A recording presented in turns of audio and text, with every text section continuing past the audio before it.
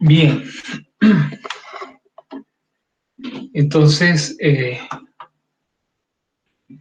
vamos a comenzar hoy con los teoremas de isomorfismo para grupos, la sección 4.5.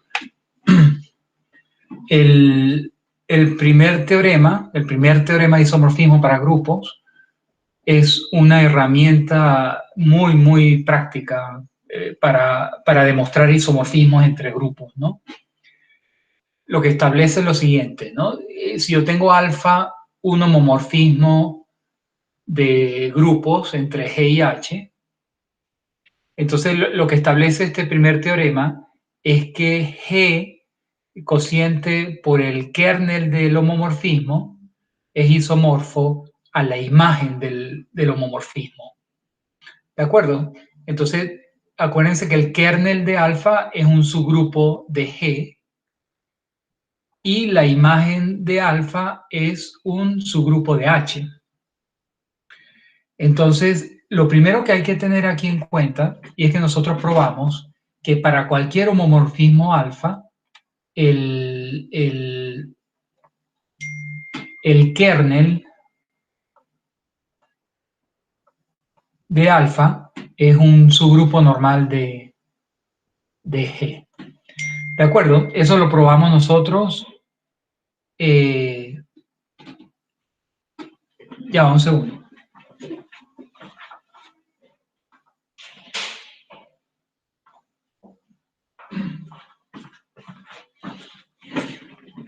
Ok, esto lo probamos nosotros para cualquier homomorfismo de grupos, ¿verdad? Si tengo un homomorfismo de grupos, el kernel del homomorfismo es un subgrupo normal del grupo de partida.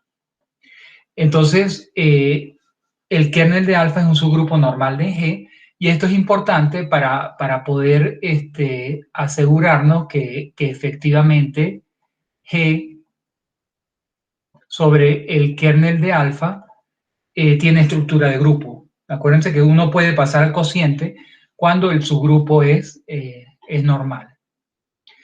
Y por otra parte, nosotros vimos que si uno tiene cualquier homomorfismo de grupos, entonces un homomorfismo de grupos envía subgrupos de G en subgrupos de H.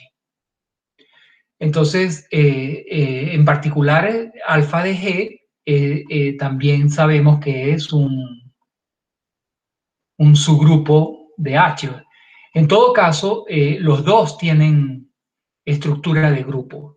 Y eso es importante notarlo para empezar, ¿no? Que efectivamente aquí hay una estructura de grupo y además conocemos bien cómo es la operación y cómo son sus elementos, ¿de acuerdo?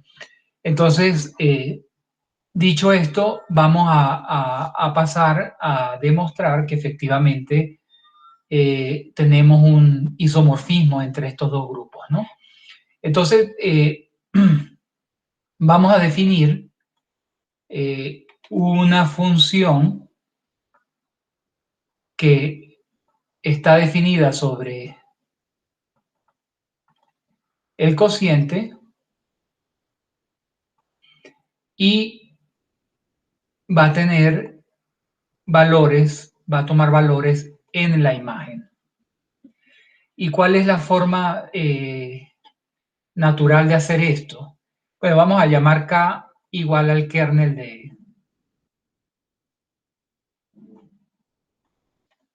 de alfa. ¿De acuerdo?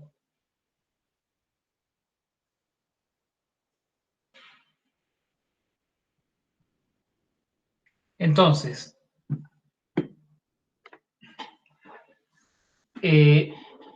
¿cómo son los elementos del cociente? Los elementos del cociente son de la forma AK, donde A es un elemento del grupo. Así son los elementos del cociente. Entonces voy a definir la función beta como beta de la clase izquierda de A. Fíjense que como A es un elemento del grupo, yo puedo calcular alfa de A. Y claramente esto es un elemento de alfa de G. De manera que en principio tengo una relación, ¿verdad? O sea, estoy enviando a cada elemento, a cada clase izquierda, lo estoy enviando a un elemento aquí del conjunto imagen. Pero, como siempre, fíjense que yo estoy definiendo esta asociación sobre clases de equivalencia y por lo tanto, lo primero que uno tiene que dejar claro es que esa asociación está bien definida, que efectivamente es una función. Que no depende del representante que ustedes elijan de la clase izquierda, ¿no? Entonces vamos a probar eso para empezar. Es decir, supongamos que tenemos dos representantes de la misma clase, ¿no? ¿De acuerdo? Supongamos que tenemos dos representantes de la misma clase, entonces tenemos que probar que la imagen bajo beta de esos dos representantes es la misma para que esté bien definida. Pero fíjense que estas dos clases son iguales, entonces, ¿qué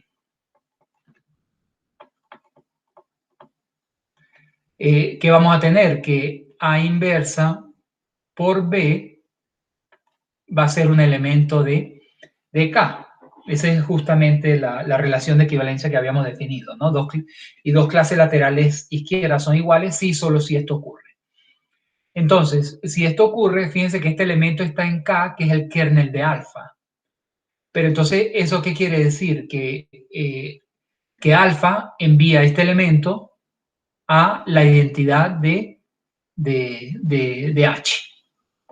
Entonces, en otras palabras, tenemos que la identidad de H va a ser igual a alfa multiplicado a alfa evaluado en A inversa B. Pero por las propiedades de homomorfismo que nosotros ya conocemos, ya lo hicimos varias veces antes, esto es lo mismo que alfa A inverso multiplicado por alfa B. Y de aquí se sigue que, bueno, multiplicando por alfa de a ambos lados, obtenemos justamente que alfa de A es igual a alfa de B. Pero fíjense que esto que está acá es precisamente beta de acá es igual a beta de BK. Entonces, ¿qué hemos demostrado? Que si yo me doy dos representantes de la misma clase, entonces beta de cualquiera de ellos dos es exactamente lo mismo en el otro lado, ¿no? Es decir, que la función beta es efectivamente una función, está bien definida. Beta está bien definida. Entonces, eso es lo primero que tenemos que estar claro, ¿no? Que efectivamente lo que acabamos de definir aquí es una función. Y entonces, lo siguiente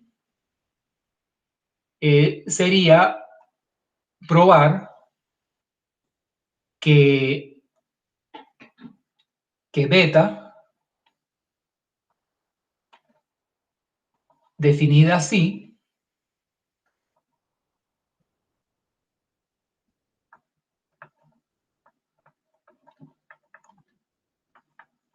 es un isomorfismo. Eso es lo que queremos probar, ¿no? Ya sabemos que está bien definida. Vamos a probar que beta es un homomorfismo. Y para eso, entonces, me doy dos elementos ahora aquí en G. Y entonces voy a calcular quién es beta del producto de estas dos clases laterales izquierdas, ¿no? Ahora, recuerden que cómo es la operación en el grupo cociente, ¿no? La operación en el grupo cociente es la multiplicación de estas dos clases laterales izquierdas, está definida así, ¿no? ¿De acuerdo? Y ahora, por la forma que nosotros definimos la función beta, beta evaluado en esta clase lateral izquierda es igual a, de esta manera se definió beta. Y por otra parte, uno sabe que alfa es un homomorfismo de grupos y A y B son elementos del grupo, de manera que esto es lo mismo que alfa A por alfa de B, y fíjense que alfa de A es beta de AK y alfa de B es beta de BK. Donde fíjense que este sería el producto en el grupo H, ¿no? Que está dentro y que está dentro de alfa de G, ¿no? Entonces, lo que hemos probado es que beta efectivamente es un homomorfismo de grupos. Una vez que uno tiene un homomorfismo de grupos, si uno quiere probar que beta es inyectiva, entonces, ¿qué es lo que tenemos que probar? Que el kernel de beta, queremos probar que el kernel de beta se reduce a la identidad. Y fíjense que sería la identidad del grupo cociente. Pero la identidad del grupo cociente, ¿quién es? Es la clase lateral izquierda de la identidad. Entonces, esto es lo que tenemos que probar para ver que efectivamente beta es 1 a 1. Entonces, lo que, pues tomemos cualquier elemento aquí, vamos a tomar un AK aquí en el cociente y supongamos que AK está en el kernel, ¿no?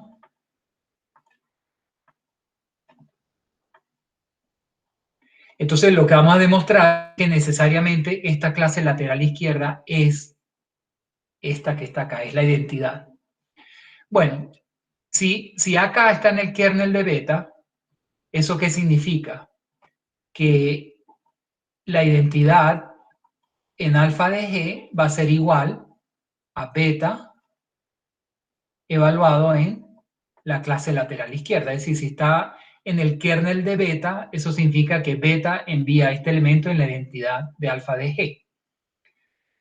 Ahora, ¿cómo está definido beta de AK? Beta de AK es alfa de A, y entonces lo que estamos diciendo es que alfa de A es la identidad, pero si alfa de A es la identidad, eso dice que A está en el kernel de alfa. Y si A está en el kernel de alfa, entonces, ¿qué pasa?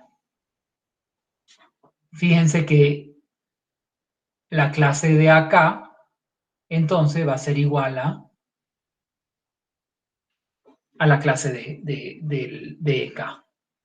¿De acuerdo? Porque acuérdense que estas dos clases son iguales. Fíjense si A inversa E está en K. Y esto es A inversa, ¿no? Pero si A inversa está en K, A también está en K. Porque K es un subgrupo. Entonces, ¿qué hemos demostrado? Que cualquier elemento que está en el kernel de beta tiene que ser la identidad, y por lo tanto el kernel de beta efectivamente se reduce solamente al elemento de identidad del cociente. Y eso prueba entonces que el homomorfismo es inyectivo, y bastaría ahora con demostrar que beta es sobre. Entonces, tomemos cualquier z, por ejemplo, en alfa de G, ¿no? Es decir,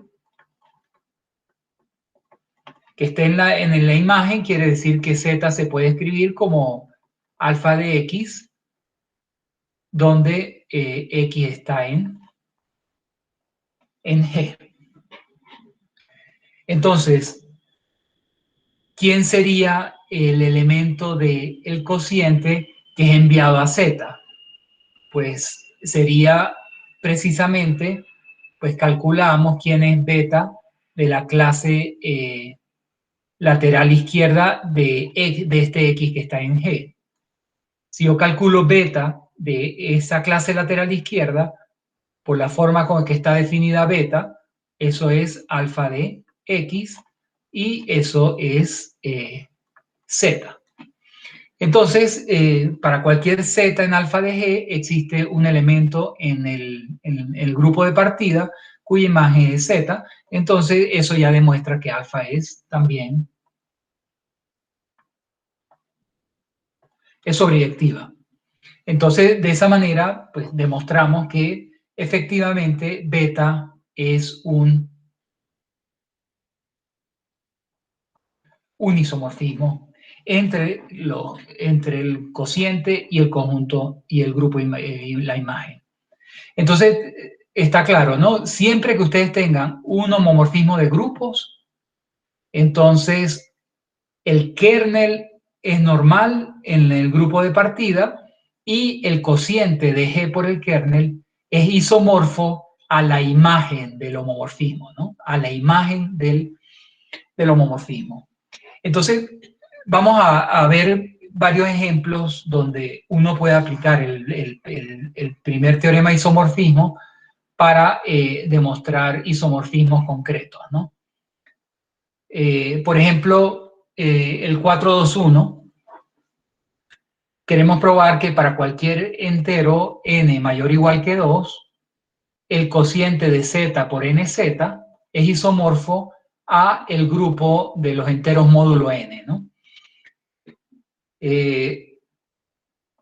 Fíjense que acá, en primer lugar, uno tiene claro que nz es un subgrupo normal de z, ¿no? Porque z es un grupo abeliano y todos los subgrupos de un grupo abeliano son normales, ¿no? De manera que esto tiene sentido y es un grupo, la estructura cociente, ¿no? Tiene estructura de grupo. Y Zn también es un grupo aditivo, es decir, que estamos hablando de dos grupos aditivos.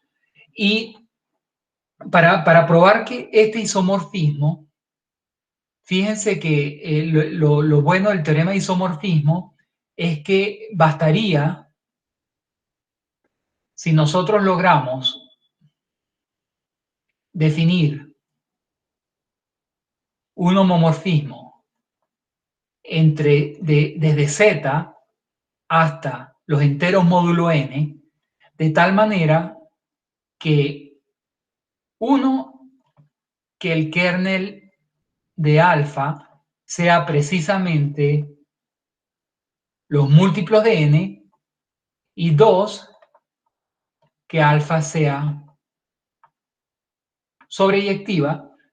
Entonces, si definimos un homomorfismo de z en Zn, de tal manera que el kernel sea los múltiplos de n y que sea sobreyectiva, entonces, si esto lo logramos por el primer teorema del isomorfismo, ¿qué tendríamos?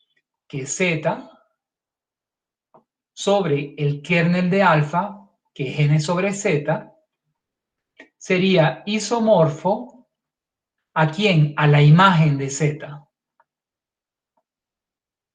Pero al ver que alfa es sobre, pues la imagen de z sería todo Zn.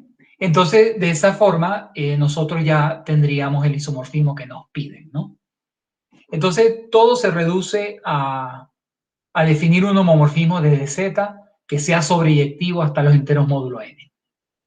Y fíjense que esto tiene una ventaja, ¿no? En definirlo sobre z, porque ya se han dado ustedes cuenta que si uno lo define directo aquí, pues entonces cuando uno define una relación o una asociación entre un conjunto que está formado por clases laterales izquierdas, pues uno siempre tiene que pasar porque esté bien definida, ¿no? Es decir, que no depende del representante que ustedes elijan, ¿no? Mientras que si lo definen sobre Z, pues allí no va a haber ningún problema, ¿no? ¿Cuál sería la forma natural de definir alfa? Si me doy cualquier A en Z, entonces a alfa de A lo podemos mandar Normalmente estamos escribiendo los elementos de ZN así, pero aquí como para dejar claro que es una clase lateral izquierda, porque este A es un elemento de Z, mientras que en este lado es la clase del A, ¿de acuerdo? Entonces, esto efectivamente es una función, o sea, digamos que eso no hay nada que probar. Esto es la clase de A en Zn. Entonces, hemos definido una función que envía a cada A en Z en su clase lateral izquierda. Perdón, en su clase de equivalencia, en Zn. Entonces, vamos a probar, en primer lugar, que alfa es un homomorfismo, ¿no?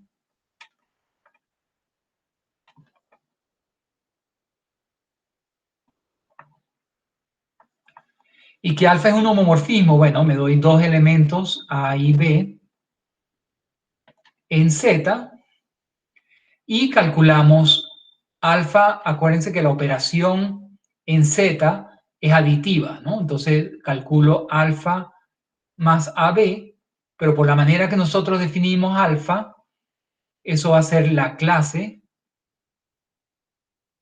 de A más B, pero en Zn la clase de A más B es la clase de A más la clase de B, y esto efectivamente es alfa de A más alfa de B. Entonces, esto que hemos probado aquí nos demuestra que alfa es un homomorfismo entre el grupo Z y el grupo de los enteros módulo n. Entonces, ya tenemos el homomorfismo entre esos dos grupos. Entonces, vamos a pasar a demostrar estos dos puntos que había mencionado antes. Entonces, para calcular el kernel de alfa, el kernel de alfa va a estar formado por todos aquellos números enteros, tales que alfa de A es igual a ¿quién? A la identidad en el grupo de llegada. Pero acuérdense que la identidad en el grupo de llegada, estamos con el grupo aditivo, sería la clase del cero. Es decir, que el kernel serían todos aquellos enteros tales que alfa de A, es decir, que la clase de A sea igual a la clase del 0. Y, fíjense que en Zn A es igual a 0 si solo si A es un múltiplo de n. De manera que esto es precisamente todos los múltiplos de n. Todos los múltiplos de n es precisamente la clase lateral del 0.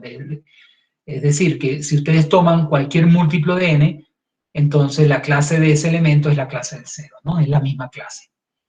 Entonces, efectivamente, el kernel de alfa es el subgrupo de los múltiplos de n.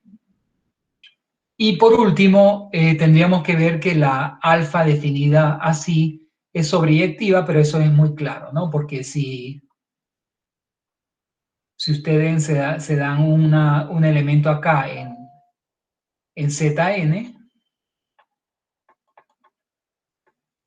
entonces directamente alfa de B es la clase del B. Entonces alfa es sobreyectiva.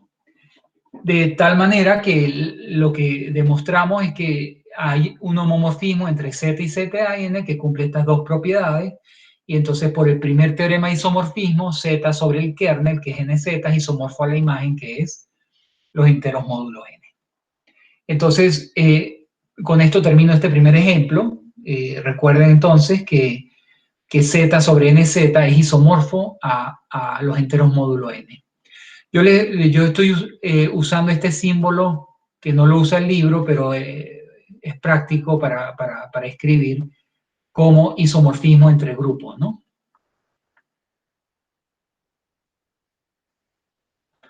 Es decir, que cuando escribo G, quiere decir que G y H son grupos isomorfos, ¿no? Que lo estoy utilizando acá. Muy bien. Vamos a ver otro ejemplo que es una aplicación del primer teorema de isomorfismo también, ¿no? Vamos a demostrar que el grupo de las matrices 2×2 invertibles con elementos en los números reales, cociente, ¿se acuerdan quién era este, no? Este estaba formado por todas las matrices 2×2 con elementos en R que tenían determinante 1. Era el grupo lineal especial. Entonces, queremos demostrar que este cociente es isomorfo a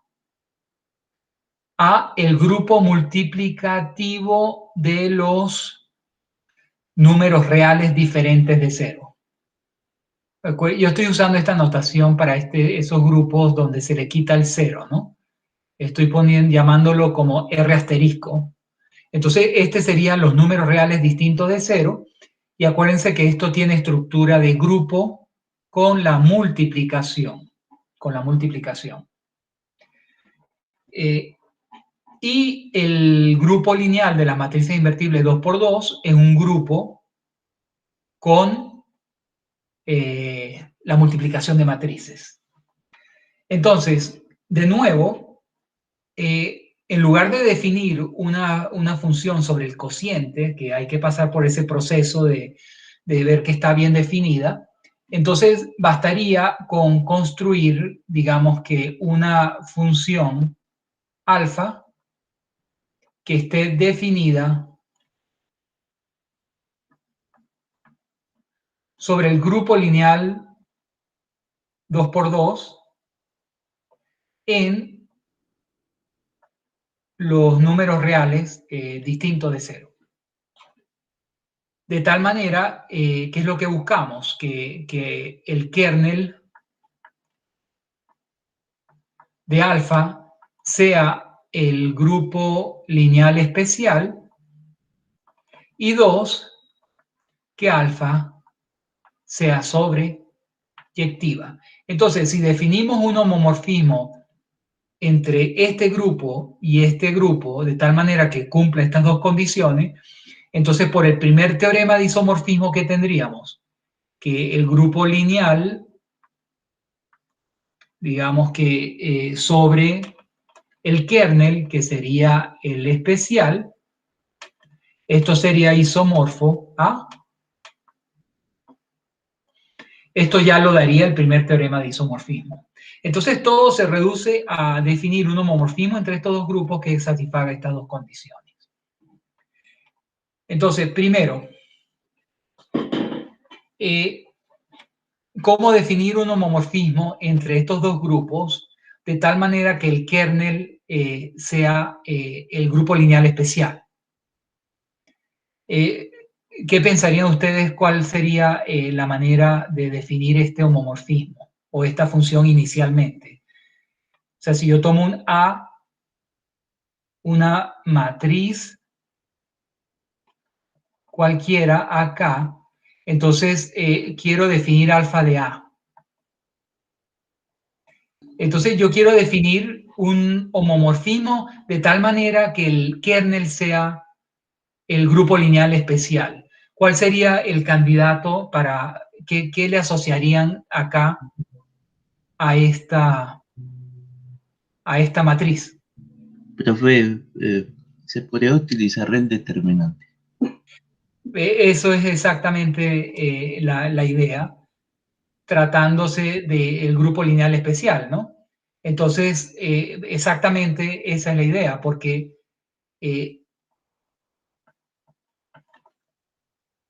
fíjense que como A es una matriz invertible, entonces el determinante de A es distinta de 0. Es decir, que efectivamente, como A es invertible, el determinante de A es un número real distinto de 0. Entonces cae aquí. Y no solo eso, o sea, ¿por qué uno piensa en el determinante?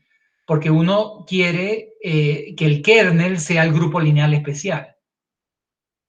¿Y cuál es la identidad en el conjunto de llegada? Este es un grupo multiplicativo, por eso se lo dije al principio. Entonces, al ser un grupo multiplicativo, la identidad de este grupo es el 1. Y entonces, cuando calculemos el kernel de alfa, esto va a estar formado por todas aquellas matrices en el grupo lineal tales que la imagen va al elemento identidad del grupo de llegada, pero eso es el 1. Y fíjense que esto, ¿quién es? O sea, estos son precisamente las matrices. Fíjense que alfa de A es el determinante de A. Entonces me está quedando justamente las matrices del grupo lineal que tienen determinante 1. Y acuérdense que eso es justamente, eso es ¿quién? El grupo lineal especial. Entonces, justo por la definición del grupo lineal especial, que es el determinante, y sabiendo que la identidad de los números reales distintos de 0 es el 1, pues entonces uno sospecharía que la función es esta. Ahora, yo aquí cometí un error, digamos que me precipité en calcular el kernel de algo que todavía no he probado, que es un homomorfismo de grupos, ¿no? Pero me emocioné tanto con la idea que calculé un kernel de algo que todavía no sabemos si es efectivamente un homomorfismo de grupos. Pero si probamos que alfa es un homomorfismo de grupos, entonces tiene sentido calcular el kernel de alfa y en ese caso ya hemos visto que el kernel de alfa sería el grupo lineal especial, ¿no? Pero entonces, repito, uno antes de calcular un kernel, que eso está definido es para homomorfismo de grupos, uno tiene que asegurarse que alfa es un homomorfismo de grupos. Entonces, para eso, para probar que alfa es un homomorfismo de grupos, pues nos damos A y B, dos matrices, y calculamos alfa de, fíjense que estamos en un grupo de, la operación es multiplicativa, no es la operación de multiplicación de matrices, ¿no? Entonces calculamos alfa de A por B, pero alfa de A por B, por la manera que definimos la función, esto es el determinante de A por B, y por propiedades que ustedes bien conocen del determinante, el determinante de un producto es el producto de los determinantes, y esto nos daría de nuevo alfa de A, fíjense, multiplicado por alfa de B. La multiplicación es la operación aquí en los números reales diferentes de 0. Y luego, ¿qué nos quedaría por probar? Lo último que quedaría por probar sería que la alfa es sobreyectiva, ¿no? Que es para poder aplicar el primer teorema de isomorfismo y obtener el resultado que queremos. Pero entonces, ¿qué hacemos? O sea, digamos, me doy cualquier elemento Z en R estrella. Entonces, yo estoy buscando una matriz en el grupo lineal 2, de grado 2, que su imagen de Z, es decir, estamos buscando una matriz 2 por 2 cuyo determinante sea igual a Z. Entonces, ¿quién sería un candidato para esa matriz?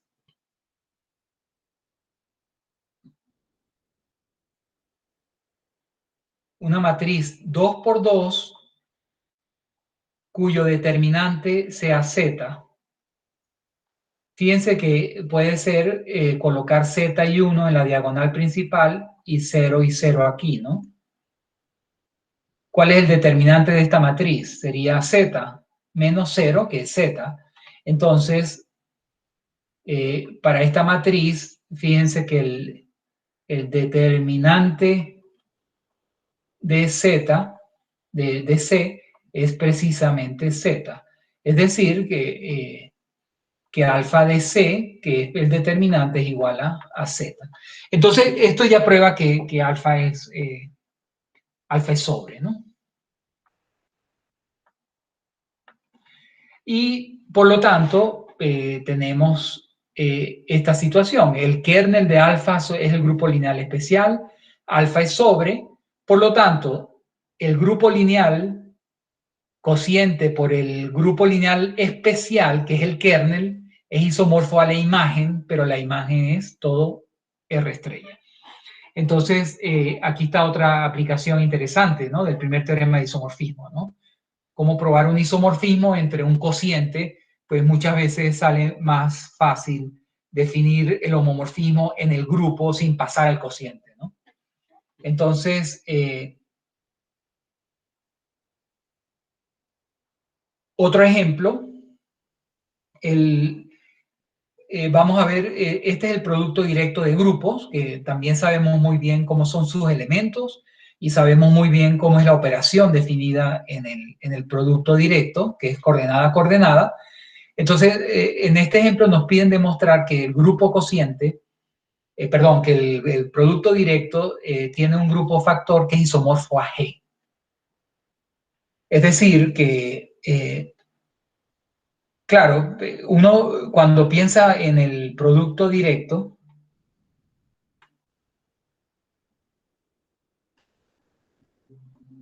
uno inmediatamente piensa, para que sea isomorfo al grupo G,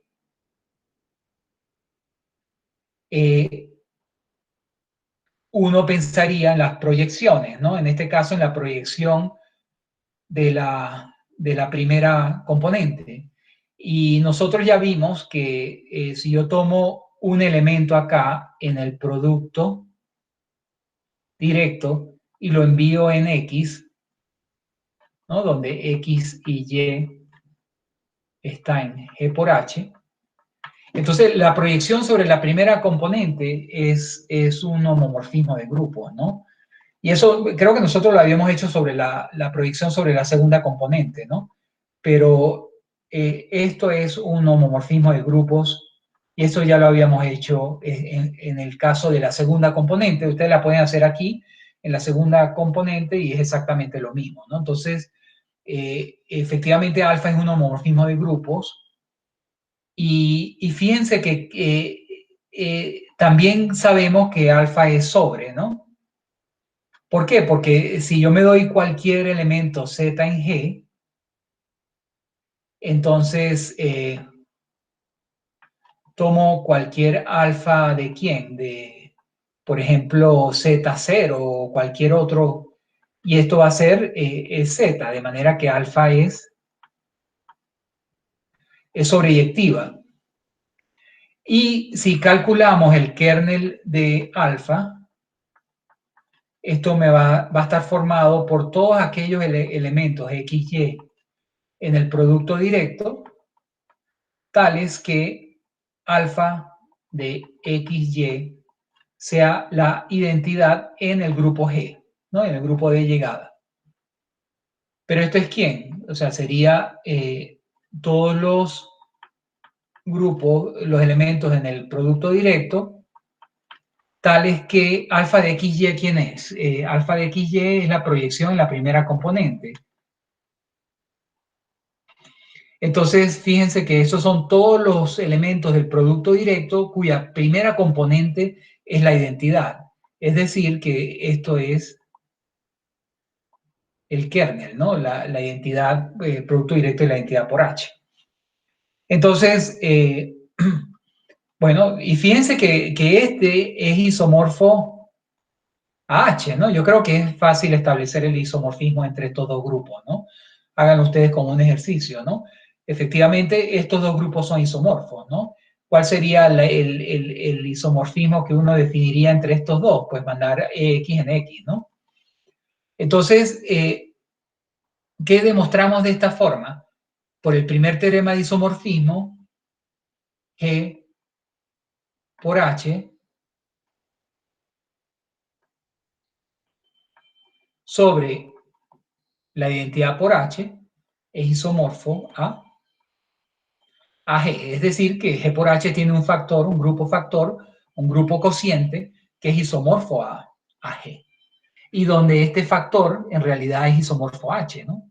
Fíjense que tiene un factor que es isomorfo a H. Entonces, esto es otra aplicación del primer teorema de isomorfismo. Entonces, pasemos ahora a discutir el segundo teorema de isomorfismo para grupos. Vamos a ver claro qué es lo que está diciendo este enunciado, ¿no? Tenemos G un grupo, H y N subgrupos, tal que N es normal. ¿De acuerdo? Tenemos G un grupo, o sea, H y N son subgrupos de G y N es normal en G. Eso es lo que estamos diciendo, ¿no? Entonces, lo que vamos a demostrar es que el cociente de la intersección de H sobre la intersección es isomorfo al cociente de H por N sobre N. Vamos a mirar este cociente con cuidado, ¿no? Porque fíjense que H y N son subgrupos de G. Pero nosotros vimos que en general H por N no es un grupo. O sea, el producto definido, sabemos que esto, recuerden que estos son todos los elementos de este tipo, ¿no? HN, donde H está en H y N está en N, ¿no? Ese era por definición el grupo H por N, ¿no? Este grupo H por N, ¿no? Y nosotros vimos que esto en general no tiene estructura de grupo, es decir, no es un subgrupo de G en general. Pero si uno de los dos subgrupos es normal, entonces ahí, como N es normal en G, entonces H por N sí es un subgrupo de G. De manera que H por N tiene sentido de hablar de él como un grupo, a eso me refiero, ¿no? HN es un grupo. Y fíjense que N es un subgrupo de HN. ¿Por qué razón? Porque si yo tomo un N cualquiera aquí en N, ustedes lo pueden escribir como la identidad por N, ¿no? Y fíjense que esta identidad está en H.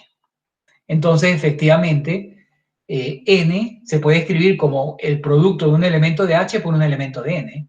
Entonces, N es un subgrupo de H por N.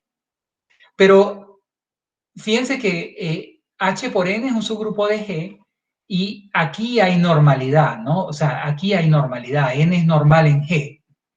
N es normal en G. Y yo ya les probé antes, en una ocasión anterior, que si yo tengo un subgrupo que es normal en G, entonces él va a ser normal en cualquier subgrupo que lo contenga, ¿no? Es decir, que efectivamente N es, lo que quiero decir con esto es que N es normal en HN. Ese es mi punto, ¿no? Que tiene que quedar claro. N es normal en H por N y por lo tanto tiene sentido de hablar de este cociente H de N sobre N. Eso es un grupo, porque N es normal en H por N. Entonces, teniendo eso claro, ¿qué vamos a demostrar? Bueno, en realidad vamos a demostrar que, fíjense que yo tendría también que estar seguro que H intersección N es un subgrupo normal de H. Pero para eso, ¿qué es lo que voy a hacer? Fíjense que lo que voy a hacer fíjense que si yo defino un homomorfismo sobre H, ¿verdad? Si yo defino un homomorfismo sobre H de tal manera que el kernel sea la intersección, entonces uno ya va a saber que el kernel, que la intersección es normal en H. ¿De acuerdo? Entonces lo que voy a hacer es lo siguiente. Voy a definir un homomorfismo desde H hasta el cociente. ¿De acuerdo? Voy a definir un homomorfismo aquí que es sobre y que el kernel de alfa sea la intersección de esos dos subgrupos. Entonces, ¿qué va a pasar? Si yo construyo un homomorfismo entre H y este cociente, entonces, si pruebo que el kernel de alfa es la intersección, entonces ya estaríamos probando que H intersección N es normal. Esto ya implicaría que H intersección N es normal en H, porque nosotros probamos que el kernel de cualquier homomorfismo es un subgrupo normal del grupo de partida, ¿no? Entonces, entonces, ¿qué tendría? Si el kernel es la intersección, eso probaría que la intersección es normal en H y además que H sobre el kernel de alfa, que es la intersección, es isomorfo a la imagen de alfa, que al ser sobre sería Hn sobre n. ¿Se dan cuenta? Entonces, todo se reduce a definir un homomorfismo entre estos dos grupos que sea sobreyectivo y cuyo kernel sea la intersección. ¿Cuál es la manera natural de definir una función de h en el cociente aquel? Si yo me doy un h en h, entonces quiero definir alfa de h como un elemento que sería una clase lateral izquierda en n, ¿no? ¿Pero de quién? Fíjense que lo natural aquí sería la clase lateral izquierda h por n, ¿no? ¿Por qué?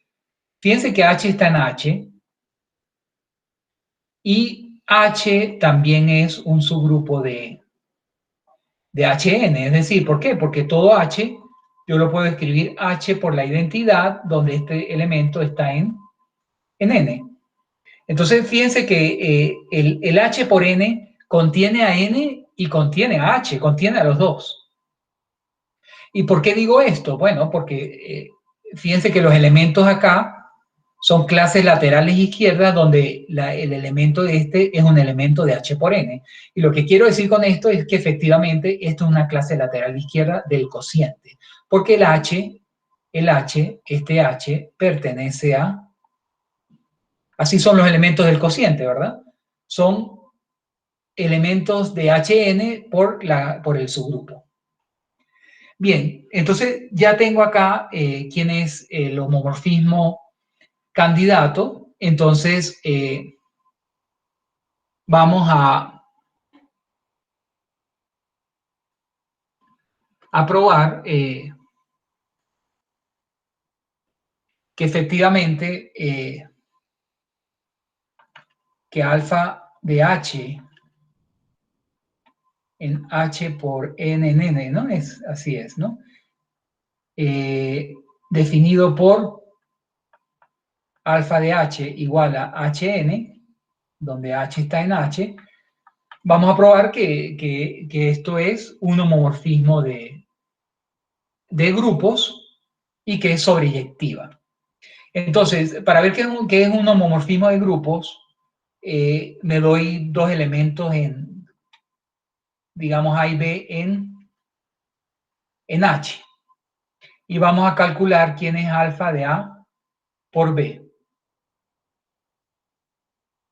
Bueno, como lo definimos, esto sería la clase de A por B en N. Y fíjense que aquí no hay problema porque nosotros sabemos cómo es el producto en este grupo cociente, ¿no? Eso es lo mismo que AN BN. ¿De acuerdo?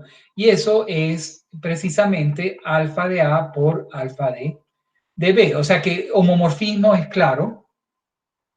¿Qué más tenemos que probar? Ya sabemos que un homomorfismo, vamos a calcular ahora el kernel de alfa.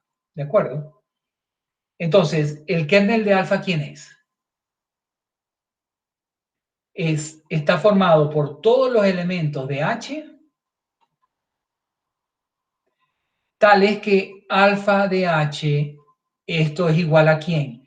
A la identidad del grupo cociente. ¿De acuerdo? La identidad del grupo cociente. Pero ¿quién es la identidad en el grupo cociente? La identidad en el grupo cociente es la clase de la identidad en H por N, ¿no?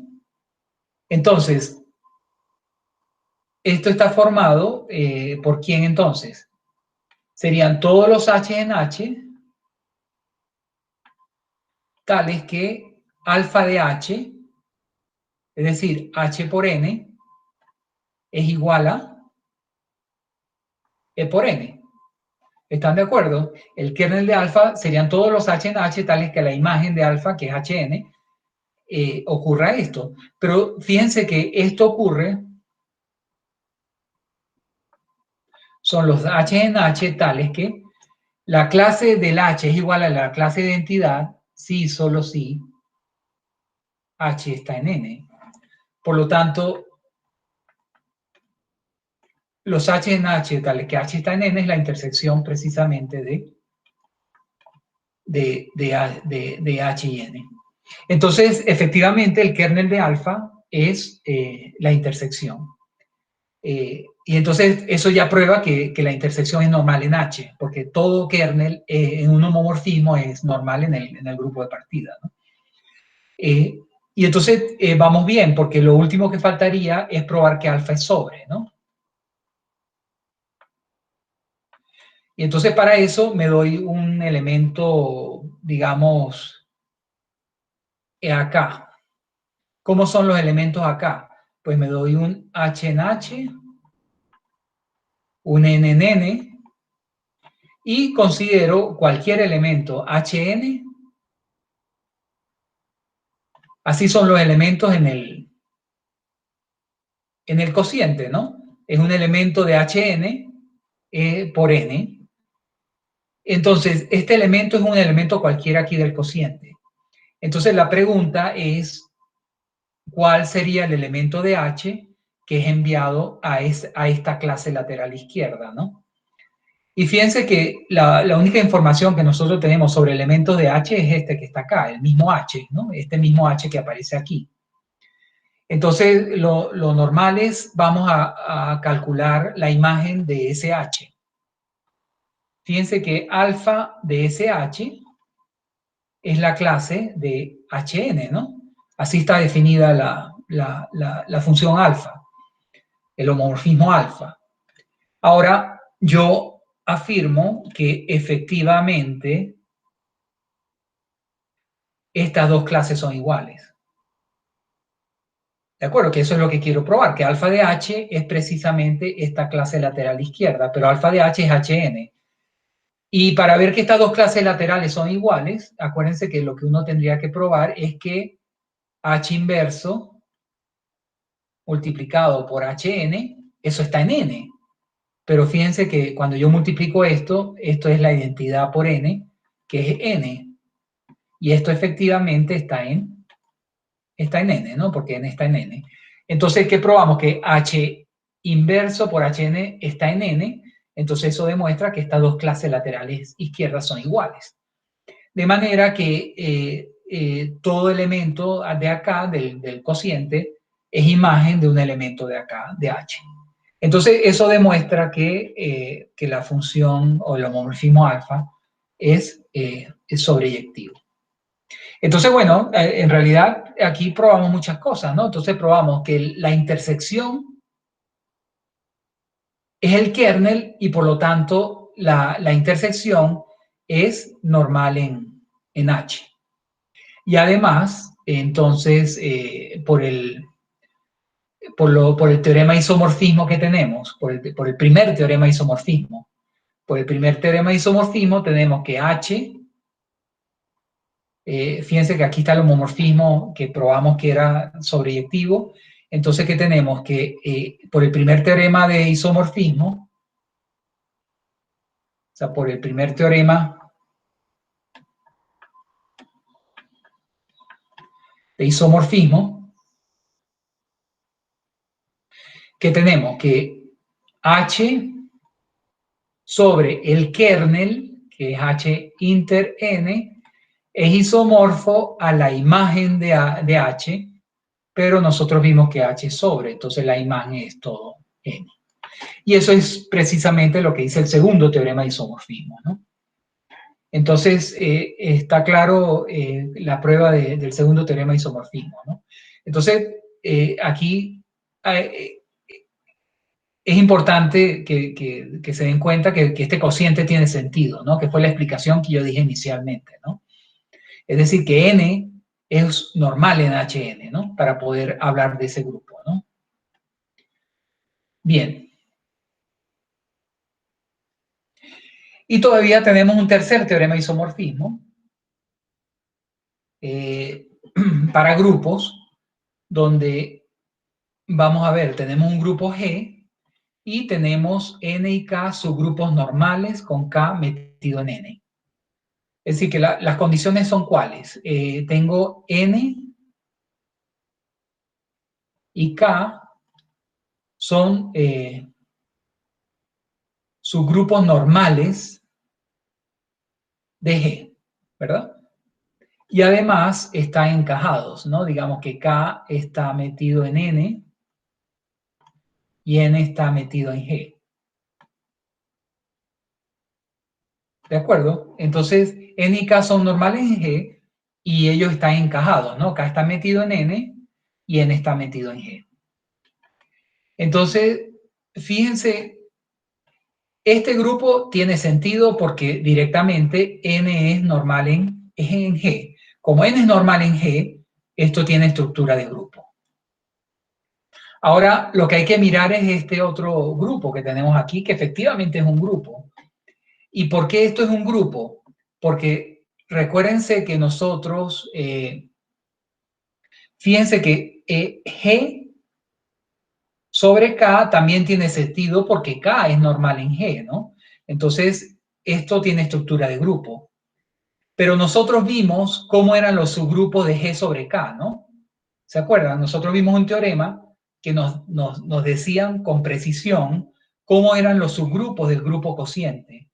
Y esos subgrupos son precisamente de la forma N sobre K, donde N es un subgrupo que contiene a K, y además los subgrupos normales aquí se corresponden con los que cuando N es normal en G, ¿no? Ese fue un teorema que nosotros vimos hace tiempo, ¿no? Que precisamente los subgrupos del grupo cociente son de este tipo, donde N contiene a K, y que este subgrupo es normal acá, si solo si N es normal en G. Y eso es, toda esta situación la tenemos, ¿no? Todo esto lo tenemos. Es decir, ¿cuál es la conclusión de todo esto? Que efectivamente esto que está acá es un subgrupo normal de G sobre K y por lo tanto tiene sentido pasar al cociente, ¿no? Tiene sentido pasar al cociente G sobre K entre N sobre K. ¿Por qué? Porque esto que está aquí es un subgrupo normal de este grupo, ¿no? Entonces, para empezar, efectivamente tenemos estructuras de grupo. O sea, los dos son grupos y queremos probar que esos dos grupos son isomorfos. Y entonces, fíjense que este grupo es como complicado en un principio para escribir sus elementos, ¿no? Pero fíjense que sus elementos sería, este es el subgrupo, serían clases laterales izquierdas de este subgrupo donde los elementos están tomados aquí en este grupo, ¿no? Entonces, una manera de simplificar esto es de nuevo utilizar el primer teorema de isomorfismo, ¿no? Y usar el primer teorema de isomorfismo, ¿qué significaría? Fíjense que yo tengo que construir un homomorfismo no de todo el cociente, ¿no? Sino bastaría definirlo sobre G sobre K, ¿verdad? Y lo voy a definir en G sobre N, que es el grupo de llegada. Entonces, ¿qué es lo que quiero hacer? Quiero construir un homomorfismo entre estos dos que tenga ¿qué propiedades? Uno, que el kernel de ese homomorfismo sea ¿quién? Pues que el kernel sea justamente el cociente n sobre k. Y que alfa sea sobre. Entonces, si yo logro construir un homomorfismo entre estos dos, de tal manera que el kernel de alfa sea n sobre k y alfa sea sobreyectivo, entonces, ¿qué tendríamos? Por el primer teorema de isomorfismo, que tendríamos que G sobre K sobre el kernel de alfa, que es n sobre K, esto sería isomorfo a la imagen de alfa, pero como alfa es sobre, esto sería G sobre n, ¿no? Entonces ahí tendríamos el tercer teorema de isomorfismo. Entonces todo se reduce a construir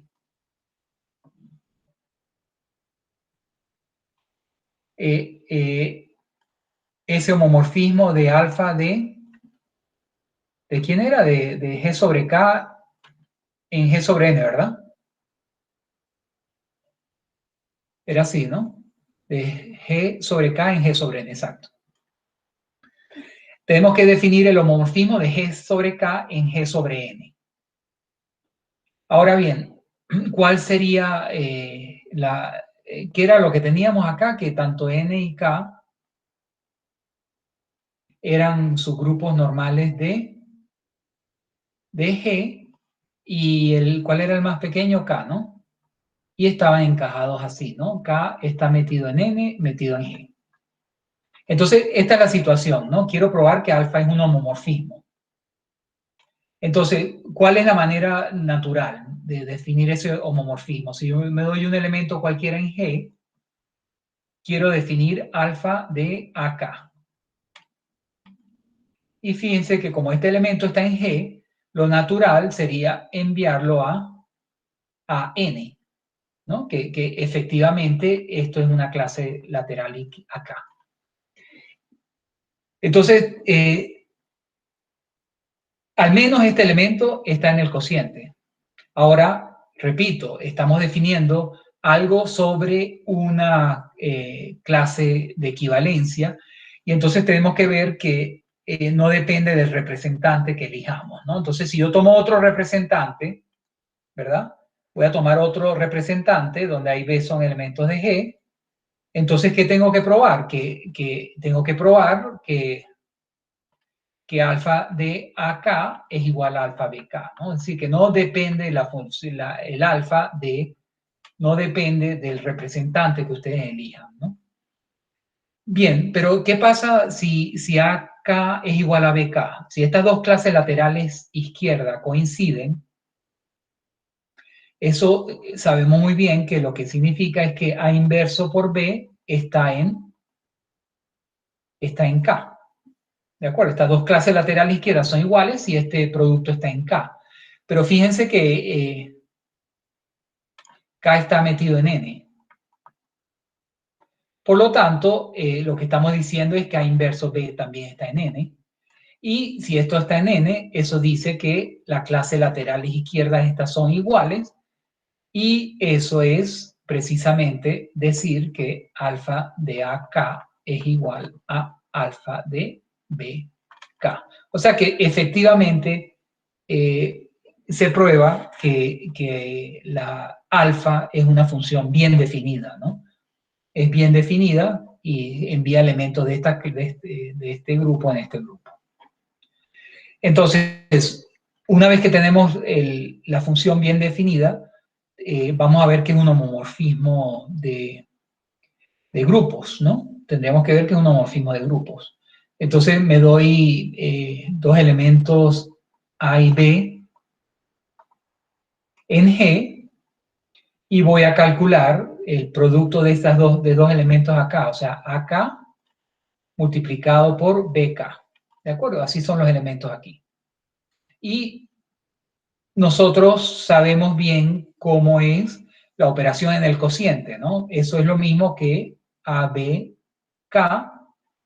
¿Y cómo definimos esto, el homomorfismo? Lo definimos entonces como ABN, pero aquí también conocemos bien cómo es el producto, ¿no? Esto es AN, BN en este grupo, y esto es alfa AK, alfa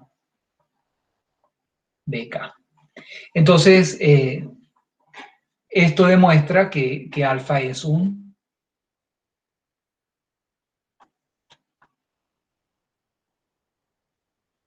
homomorfismo de grupos. ¿De acuerdo?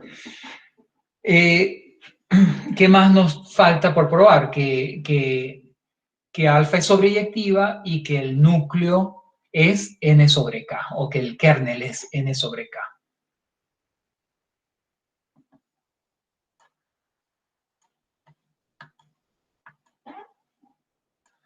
Entonces, ¿cómo es la situación? Tenemos el alfa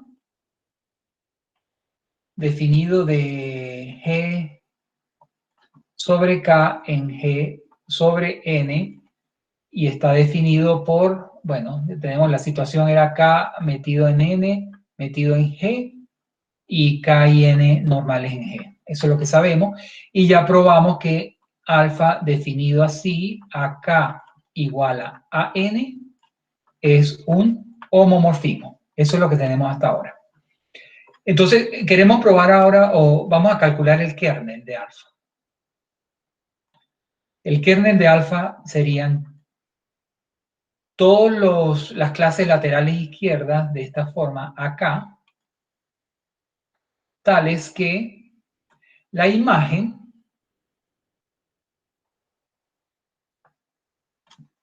sea igual a la identidad aquí, pero la identidad ahí es este elemento, ¿de acuerdo? Es decir, que el kernel sería todas las clases laterales izquierdas de acá, tales que alfa de acá, que es AN, sea igual a EN. Pero, ¿esto es quién? Todas las clases laterales izquierdas acá, que esto esté en N, que estas dos clases laterales izquierdas sean iguales, es que A pertenezca a N. Y eso es precisamente NK, ¿no? ¿Cómo son los elementos de aquí? Son de la forma AK, donde este A está en N. Entonces, efectivamente, el kernel de alfa es exactamente el cociente de n sobre k. Y por último, tendríamos que probar que digamos que ese homomorfismo es sobre, ¿no? Que alfa es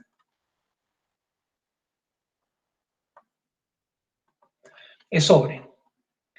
Entonces, ¿cómo probamos que alfa es sobre? Bueno, me doy un elemento cualquiera acá, ¿no? Es decir, que tomo B en G y considero la clase Bn, que está aquí en este grupo cociente. Pero aquí es muy trivial, ¿no? El B ya está en G, y entonces calculamos simplemente la clase de BK, ¿no? Alfa de BK es Bn. Entonces, y BK es un elemento que está en G sobre K. Entonces, alfa efectivamente es sobre, y bueno, pues ya tenemos todo como lo había adelantado, ¿no? Al ser esto un homomorfismo sobre con kernel esto, entonces aplicamos el primer teorema de isomorfismo,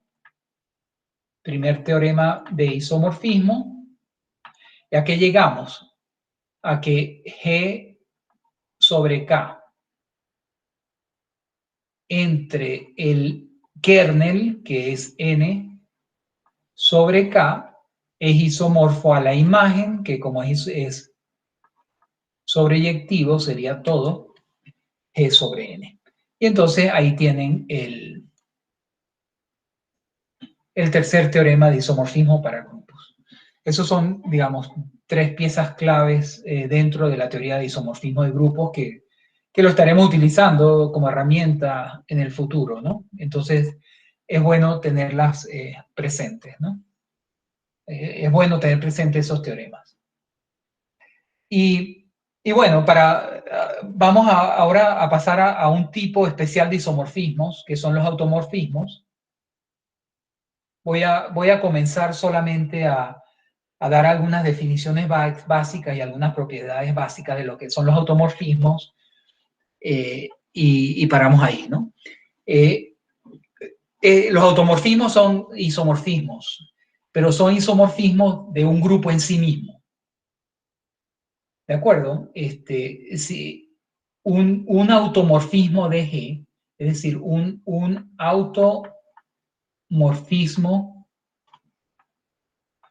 automorfismo de G, cuando yo digo un automorfismo de G, donde G es un grupo, me estoy refiriendo a un isomorfismo de G en G. ¿De acuerdo? Por eso es auto, ¿no? Porque es un isomorfismo que va de un grupo en sí mismo. Entonces, el conjunto de todos los automorfismos de G se llama el grupo de automorfismos de G y se denota por aut-G. ¿De acuerdo? Este aut-G es el conjunto de todos los de alfa en G, tales que alfa es un isomorfismo. Y se llama el grupo de automorfismos de G. Y este nombre ya sugiere algo, ¿no? Cuando lo estamos llamando grupo de automorfismos, es porque efectivamente vamos a ver que los automorfismos de G están formados por isomorfismos y vamos a ver que con respecto a la composición de funciones, efectivamente esto va a ser un grupo, ¿de acuerdo? O sea, si yo considero, esto lo vamos a ver ahora pronto, que yo considero este conjunto con la operación composición, efectivamente esto va a tener estructura de grupo. Entonces, eso lo vamos a ver ahora. Pero está claro que un automorfismo de un grupo G es un isomorfismo y el conjunto de todos los automorfismos de G lo vamos a notar como aut-G y se llama el grupo de automorfismos de G. Por ejemplo, vamos a ver algunos ejemplos de automorfismos, ¿no? De un grupo dado, ¿no? Si el grupo es abeliano, si G es un grupo abeliano,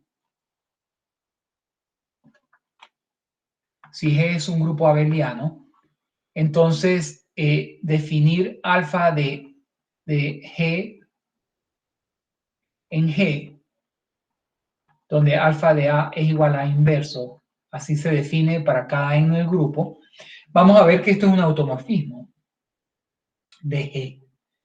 Y para eso, ¿qué tendríamos que probar? Que alfa es un isomorfismo, ¿no? Porque ya está definida de G en G. Acuérdense que para que sea un automorfismo de G, tiene que ser un isomorfismo de G en G. Entonces, vamos a ver que alfa es un isomorfismo, ¿no? Entonces, tendríamos que ver primero que nada que alfa es un homomorfismo, ¿no?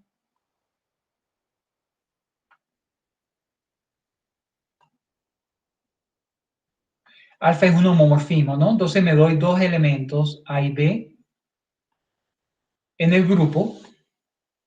Entonces, G lo estamos tomando con multiplicación, con el producto multiplicativo, ¿no? Con la operación multiplicativa. Entonces, alfa de A por B, ¿quién es? Como está definido, esto sería A por B inverso. Y fíjense que esto va a ser igual a A inverso por B inverso, y aquí es donde es importante que G sea abeliano, ¿no? Porque en general acuérdense que el inverso de un producto es el producto de los inversos, pero en el orden invertido. pero como el grupo es abeliano, pues lo pueden volver a invertir. Entonces, esta igualdad ocurre cuando el grupo es abeliano, ¿no? O sea, que el inverso del producto es el producto de los inversos, cuando el grupo es abeliano. Y efectivamente, esto va a ser alfa de A multiplicado por alfa de B. Entonces, alfa sí es un homomorfismo. Entonces, para ver que es un iso, vamos a calcular el kernel de alfa, ¿no? ¿Quién es el kernel de alfa? Se estaría formado por todos los elementos de G, tales que alfa de A sea la identidad. Es decir, los A en G, tales que A inverso es la identidad. ¿Pero qué elementos de G tienen inverso la identidad? Pues esto se reduce solamente a la identidad y por lo tanto alfa es 1 a 1, es inyectiva. Y tercero, que alfa es sobre, ¿no? Alfa es sobre, entonces me doy un elemento B en G. Entonces tengo que encontrar un elemento de G de tal manera que alfa de ese elemento me dé B. Entonces, ¿quién es el candidato natural?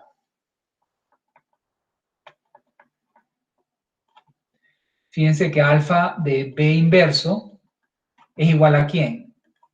Alfa de B inverso sería B inverso, inverso. Pero B inverso, inverso es B. Entonces, alfa es sobre, es inyectiva, es un homomorfismo, por lo tanto, es un isomorfismo y así alfa es un automorfismo del grupo G.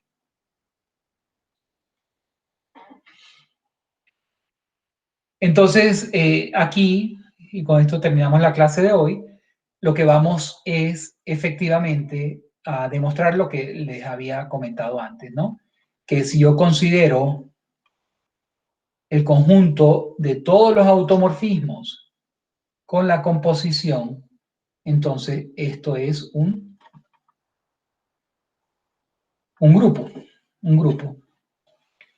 Entonces, claro, para probar que efectivamente esto es un grupo con la composición, habría que probar que esa operación es cerrada, ¿no?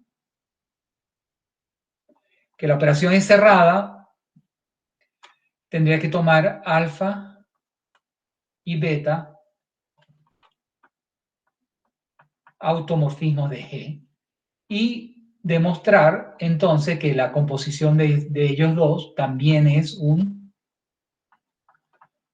automorfismo de G. Esto es lo primero, pero claro, si alfa y beta son automorfismos de G, entonces ¿qué tengo yo? Que alfa de G en G y beta de G en G son isomorfismos. Pero uno sabe que la composición de isomorfismos también es isomorfismo, ¿no? O sea, si yo tengo dos isomorfismos de G en G, su composición también es un isomorfismo de G en G. Eso ya lo sabemos y por lo tanto la composición es un automorfismo de G. Segundo, la asociatividad, ¿no? Es la segunda propiedad que teníamos. Pero eso también lo conocemos bien de la composición de funciones. O sea, digamos que es una propiedad de la composición de funciones. Tercero, tendríamos que asegurarnos que hay un elemento identidad en este conjunto. Y efectivamente, voy a llamarlo la identidad, pues definida así.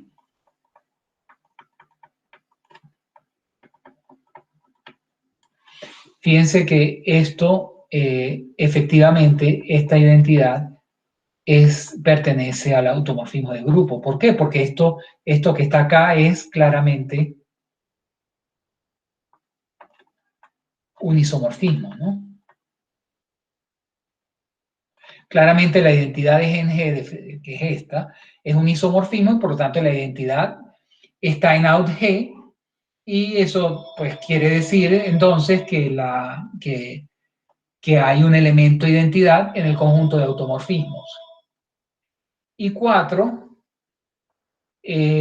tendríamos que demostrar que todo elemento en out G tiene inversos. Entonces, sea beta un elemento en out G. Entonces, si beta está en out G, ¿eso qué significa? Que beta de G en G es un isomorfismo. Pero nosotros vimos que si beta de G es un isomorfismo, la beta inversa de G en G también es un isomorfismo, eso ya lo sabemos. Y por lo tanto, beta inverso pertenece a out G. Entonces, estas son las 4 propiedades que tiene que satisfacer un conjunto con una operación para que sea un grupo. De tal forma que efectivamente el conjunto con propiedad lo podemos llamar el grupo de los automorfismos de G.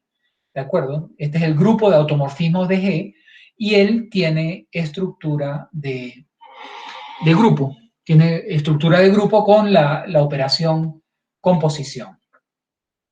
Entonces, lo que vamos a hacer en la próxima clase es determinar quién es el grupo de automorfismos de G, y les adelanto que en general para un grupo arbitrario G no es fácil determinar quién es el grupo de automorfismos.